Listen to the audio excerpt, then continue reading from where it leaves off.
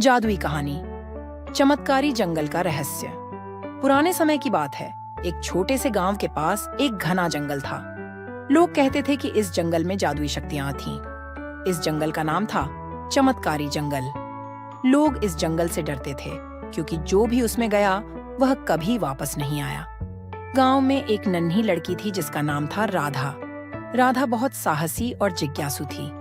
उसे हमेशा से चमत्कारी जंगल के रहस्यों को जानने की इच्छा थी। एक दिन उसने अपने दोस्तों से कहा, मैं चमत्कारी जंगल के रहस्यों को जानने के लिए जाऊंगी।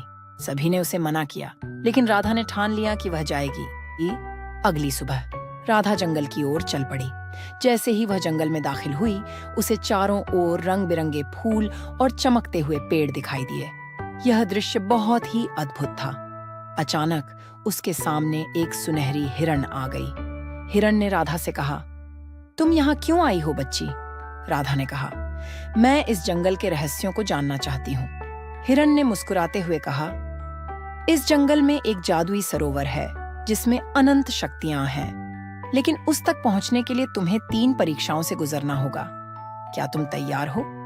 राधा ने हिम्मत के साथ कहा, हाँ, मैं तैयार हूँ। पहली परीक्षा थी धैर्य की। उसे एक जादुई बाग में भेजा गया जहां हर चीज बहुत धीमी गति से होती थी। राधा ने अपना धैर्य नहीं खोया और धैर्यपूर्वक इंतजार किया। कुछ समय बाद बाघ ने उसे पारित कर दिया।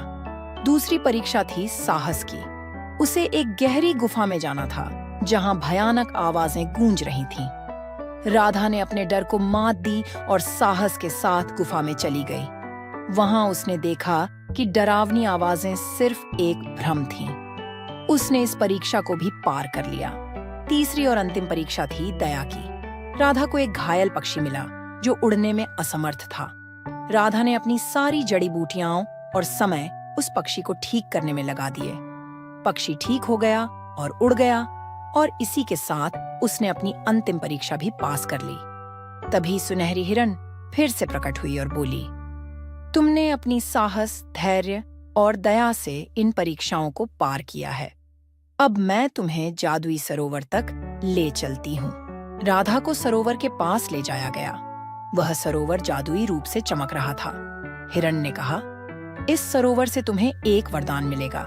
जो भी तुम चाहोगी, यह सरोवर तुम्हें देगा। राधा ने सोचा और फिर कहा, मैं चाहती हूँ कि इस जंगल की सारी जादुई शक्तियां हमेशा के लिए इस जंगल के जीवों और पेड़ों की सुरक्षा के लिए प्रयोग हों। सरोवर ने उसकी इच्छा को स्वीकार किया, और उसी समय से चमत्कारी जंगल ने अपने रहस्यों को लोगों से छुपा लिया। वह अब एक सुरक्षित और संरक्षित स्थान बन गया। राधा गांव लौट आई और उसने गांव के लोगों को बताया कि चमत्कारी जंगल अब सुरक्षित है। उसने सभी को सिखाया कि साहस, धैर्य और दया से हम किसी भी कठिनाई को पार कर सकते हैं। और इस तरह राधा की यह अद्भुत यात्रा एक सुंदर कहानी बन गई, जो आज भी गांव के लोग बच्चों को सुनाते हैं। समाप्त।